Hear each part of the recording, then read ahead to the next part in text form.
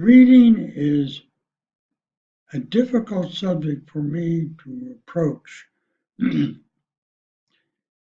because there are several methods of teaching reading.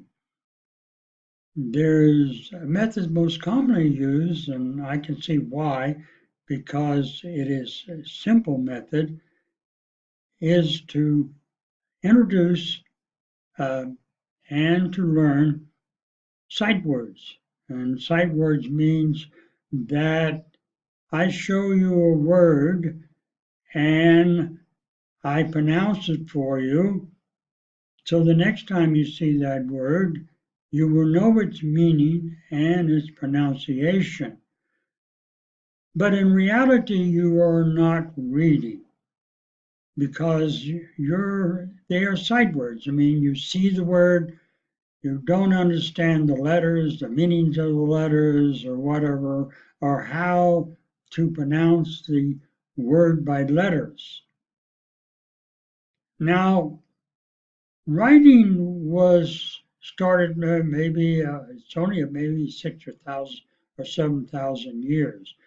Before that, everything that was passed on, information, was done verbally, just by speaking.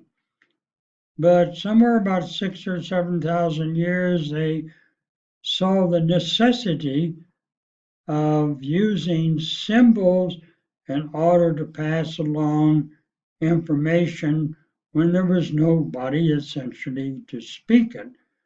But they could tell from the symbols what was being said, what information was being communicated.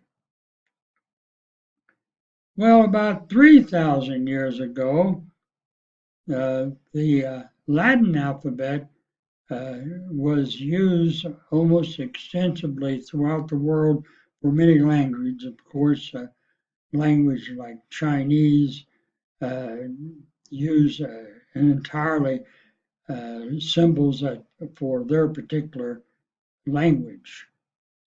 But the purpose of the symbols, even in Chinese and even in the Egyptian hieroglyphics, was to represent the sounds of the words. So they would put in order their symbols to make the sound of the word. So essentially the purpose of the alphabet, for example, the symbols, outside of the hieroglyphics, which was pictures to depict a particular bit of information, like man, woman, and so forth, was pictorial in Egyptian language. But the Latins formed a set of letters. Actually, it came from the Semitic languages, actually, for the sounds of the Latin language. And so they came up with the 26 letters, which we call the alphabet. And this is a very, very useful, in fact, almost exclusively used for Latin. But off Latin, there comes other languages like French and Spanish, and they use the same alphabet, but here we got a problem. It doesn't necessarily represent the sounds of the language as individual letters. And the same with the English language. The English adopted the Roman alphabet, and those letters represent the spoken language, the sounds of the language itself. But unfortunately, where Latin or Spanish has more or less 12, 26 or 28 sounds, English has 48 to 78 sounds. So that produced a problem. by using the Latin alphabet, 26 letters, how do you represent the sounds, all the sounds of English? Well, they came up with a solution, and that is to use multiple letters for the other sounds. Often I use an example, the word laugh. Now, perhaps you know how to spell it, but I'll spell it for you. L-A-U-G-H. And that is phonetic spelling. It's combining of letters and phonetic sounds that are phonograms, as they're called, is from 2 to 4 letters to represent one sound. So coming back to laugh, the A-U of that word is A, and the GF is like an F sound. So we have L-A-U-G-H, laugh. Okay, in other words, like the word taught, where the AU is now an ah sound, and then we have taught is spelled T-A-U-G-H-T, and there the G-H-T is t, or t sound, okay? Taught, A-U-G-H-T, now is t, taught. Well, reading really should be reading the letters of the alphabet instead of just repeating the sounds and meanings that you were taught without pronouncing the letters. Now, I prefer to do what is proper, why the alphabet was invented and why the letters or the words are spelt the way they do, is to learn not only the letters of the alphabet, the 26 letters, but also the phonograms, which are 87. And I would like to teach that type of reading to you, because then you are actually sounding out the words from the spelling.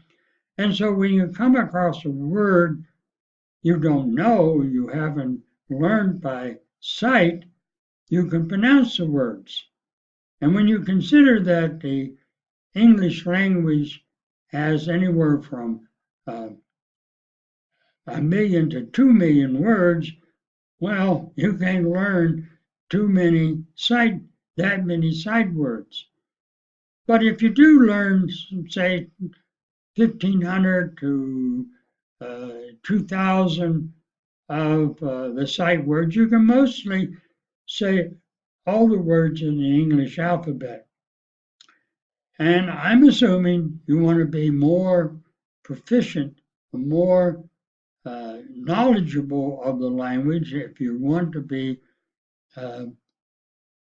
speak fluent English, that you want to do. It's not that difficult, and it might take another 10 weeks to learn it, but then you have an in-depth knowledge of the language. So what is going to follow here is going to be more information about that and how to pronounce those letters. I want to give you a series of videos that will teach you the spellings of the phonograms and their spelling. So if you're up for this, I think it's a good idea. So anyhow, watch the videos I will send you regarding the spellings of the sounds of the English language. It's important to be able to read English and the sounds that the letter combinations make. In this particular case, it's the sounds of I. the words, these spellings, like I, is like the word here is dine, so that I-N-E spelling is going to be pronounced as I in many words. But learn that spelling so that whenever you encounter this type of word, it's spelt in this way, that you would know how to pronounce it. Now, the I-N-E is going to be I in all cases here. The consonant change, and the consonant makes different words that you will find in English vocabulary. Now, the first one is dine. You have that D sound, dine. And after it, you have the Spanish equivalent. Now, the nice thing about this, you can increase your vocabulary by going through this list. Now, over here, there is a little triangle, and if you click that triangle, it will pronounce a group of these words. So I'll click it now. Dine, fine, line, mine, nine, pine, wine, brine, shine, hide, ride, side, tide, wide, bride, guide. Now, you didn't see all of those because the way I have the thing right now. So learn this.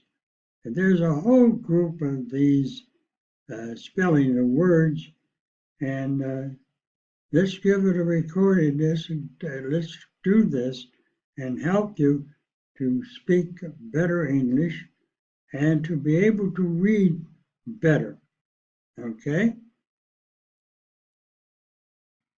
Actually, there's a rule that the E at the end of a word makes the vowel in that word long, meaning the name of the letter in the alphabet. So now we go to a word like shine, and as you see, it's now an N. It's S-H-I-N-E, and then we go down to hide, rise, side, tide, and those are more of the words that we have. And so it's the I in the word that is made long, that is I, and it's the E that does that. So we go down through all these words. We have the vowels changing or constant changing at the beginning to the end, and that makes the word with the I sound. It's really the I in the word itself. So when we go down further, we have pipe and ripe, So when we go down further, we will find another spelling of I. In this case, it's IGH. IGH is a phonogram, and it's 3 letters that makes one sound, which is I.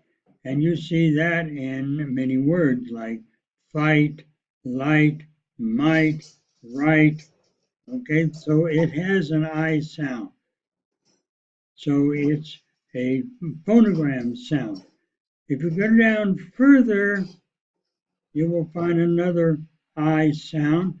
In this case, it's the Y, and it will always be at the end of the word that this word is cry. So you have cry, fly, cry, spry, and so forth. So look for those spellings, and they appear in many words you can see right here. And then you have also you have I in bind, blind, grind, and so forth. Okay, so that might help you. I think it will help you to better understand how to pronounce words when you come again across them. Okay, very good.